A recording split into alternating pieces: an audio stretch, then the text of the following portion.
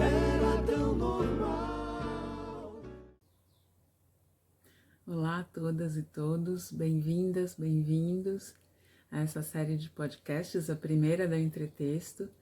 Ela surgiu da intenção de olhar algum tema que seja pertinente e positivo para esse momento que estamos vivendo, 7 meses mais ou menos de quarentena, algum relaxamento, mas efetivamente ainda uma pandemia em curso, com ondas e com fases diferentes ainda se apresentando, e pensando em várias possibilidades, o que poderíamos conversar aqui ou pensar a respeito, surgiu como uma possibilidade um tema que tem sido presente às 24 horas praticamente dos nossos dias, que é as nossas casas, né?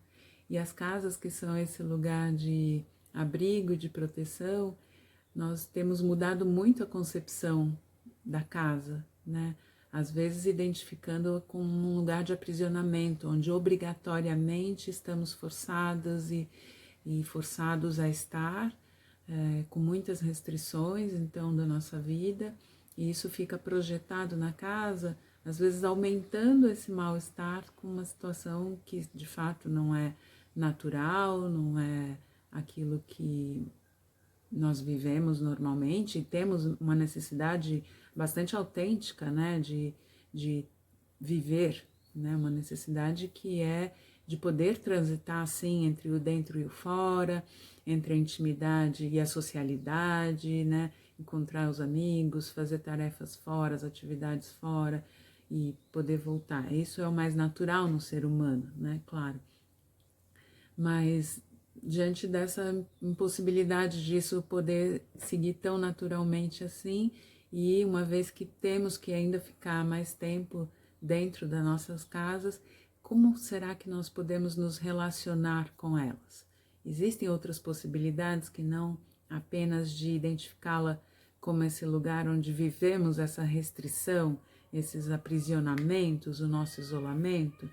Então a ideia nesses podcasts é abordar isso, inclusive com convidadas muito especiais, e quem sabe promover uma nova relação com a casa, que talvez só hoje mesmo, diante dessa situação, é que nós possamos estabelecer, porque antes, quando estávamos tanto no mundo e mais livres para circular, talvez a gente circulasse mais do que estivesse em casa e, portanto, estivesse menos e menos presente nessa nossa intimidade, nesse nosso espaço de intimidade, nesse nosso abrigo, nessa nossa proteção, né? Então, para começar hoje, eu queria trazer justamente esse aspecto, né? A casa é esse primeiro abrigo quando a gente chega ao mundo, né? Ela substitui o útero, né? O ventre materno, e torna o nosso habitat inicial neste mundo, né? Então ela é o novo envoltório neste momento, né? Que nos oferece proteção e passa a oferecer todas as demais condições para a nossa existência e desenvolvimento, né? Então, se tudo corre bem, a casa se torna então esse nosso canto, essa nossa concha essencial, esse nosso casulo de proteção e aconchego, né? Mas mais que isso, a casa oferece uma experiência de abrigo, de intimidade, de recolhimento, de acolhimento, de interioridade, de conforto, de pertencimento e de identidade.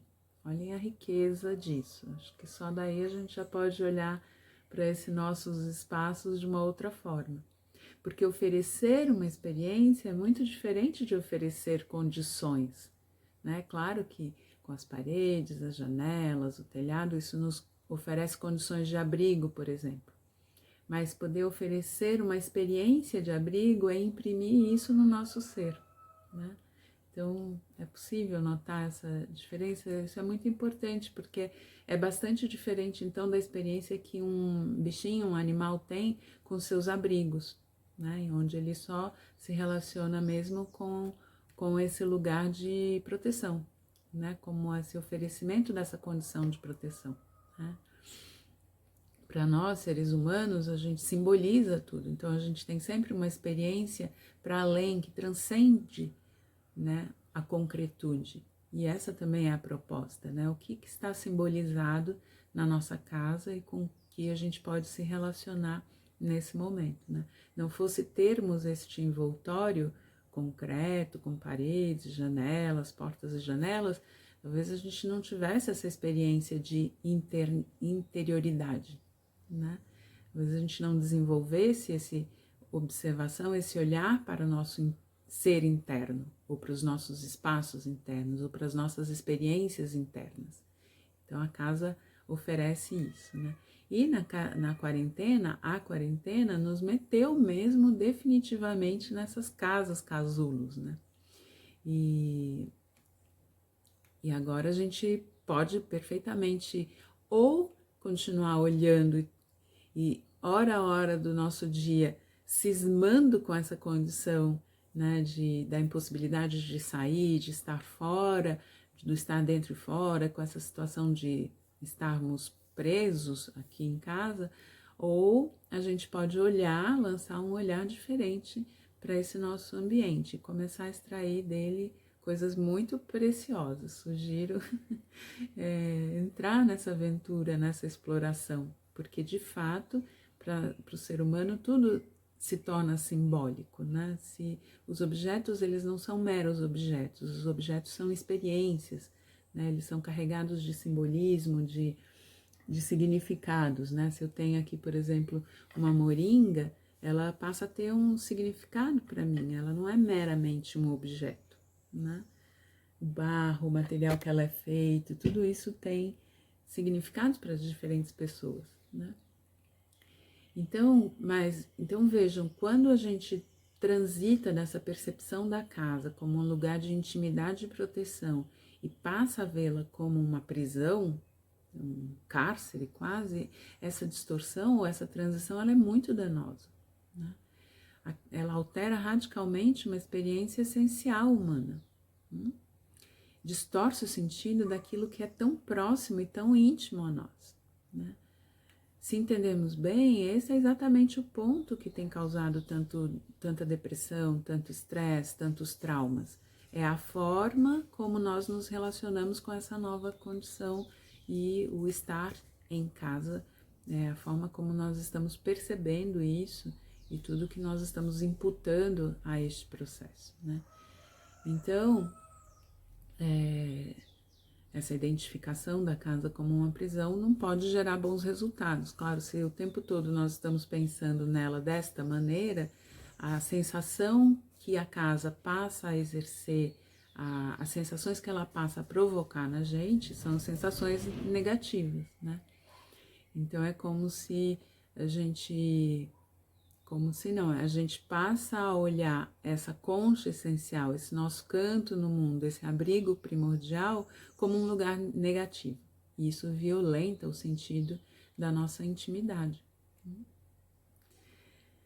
Então, quem sabe a gente consiga devolver um sentido mais poético para a nossa casa, né?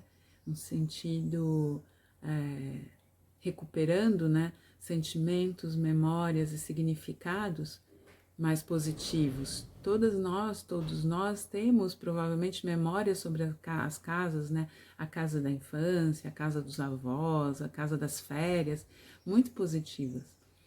Bachelard diz que nenhuma experiência no mundo consegue produzir memórias ou lembranças mais fortes ou mais significativas e importantes para a gente do que as experiências na casa. Então, quem sabe a gente consegue criar, trazer de volta, construir de volta este caminho para a boa casa, para o bem-estar em casa, para o estar bem em casa, né? Vitalizando tanto a nossa casa simbólica, mas fazendo isso como também através de uma relação com a casa concreta, né? Então a gente vai, inclusive, ter possibilidade de observar, olhar ou pensar atividades concretas que a gente pode fazer em relação à casa, né? Ressignificando também essas atividades, né? A casa é um laboratório muito especial, com os seus diferentes cômodos tendo diferentes significados, os objetos, tudo isso é carregado, de novo, de muitos símbolos muito particulares dos espaços, dos objetos em si, mas da relação também que nós estabelecemos com eles, né? E realizando tarefas ou atividades em relação a eles que possam vivificar esses sentidos, a gente começa de novo a estabelecer uma casa mais viva, e uma casa viva e agradável, né? Então a gente vai ver também numa parte dessa série que espaços e objetos são esses, né? Que símbolos eles carregam, que significados, né? Muito diferente uma sala de estar, né? Os próprios nomes, né? Uma sala de estar, de uma sala de jantar, das refeições, dos nossos quartos, né? Onde a intimidade deveria, pelo menos, estar mais preservada, né? E os objetos, o que é uma gaveta, por exemplo? É tão bonito pensar nisso, inclusive com os paralelos, né? Psiquicamente, que gavetas temos, né? Como elas estão? Estão bem ordenadas? Não, nunca visitamos essas gavetas, ou sim, eventualmente colocamos isso em ordem, né? Então, os armários, os cestos, os objetos que contêm coisas nossas, as estantes, os livros, né? Os sofás, o fogão, e aí a gente vai para a cozinha e a gente tem realmente aí então um verdadeiro laboratório alquímico, né? Para olhar e perceber quais são as tarefas que normalmente a casa pede que desempenhemos. E aí nas tarefas a gente também tem um outro grande universo para falar, vai ser tema de um dos podcasts também. O que significa varrer, por exemplo? Estamos aí no mês de novembro, e época das bruxas, dessa magia no mundo, das vassouras e tudo mais. O que significa o varrer, né, na casa? O que é tirar um pó, algo que se acumulou ali? O que é organizar? O que é cozinhar? Né? O que é lavar? Usar água? Os diferentes elementos nessas diferentes atividades. Então vai ter um podcast só para falar sobre isso, né? Duas convidadas muito especiais, estou só aguardando as notícias, as confirmações, mas uma delas já bem certa, a Laura Vilares de Freitas, que foi minha orientadora no mestrado e que vai me ajudar a abrir essa série, né? E a gente vai falar deste bem-estar na casa de uma forma bem geral, inicial. Ela vai participar da introdução, então, desses podcasts, né? Depois a casa como uma experiência de si, os espaços, os objetos, as atividades na casa, formas da gente manter a energia na casa bem vitalizada, né? E por fim a casa como uma entidade viva, feminina, de interioridade, que talvez esteja inclusive nos desafiando ou nos propiciando, na verdade, a recuperar disposições anímicas e psíquicas que antes uma vida muito externalizada não permitia, né? Então esse é o convite para essa série. Espero que vocês possam acompanhá-la e trazer benefícios para essa estadia ainda indefinida, indeterminado quanto tempo ainda estaremos tão mais em casa, né? E que isso possa trazer um novo olhar e inspirações. Acompanhe e logo a gente se encontra de novo para os primeiros podcasts.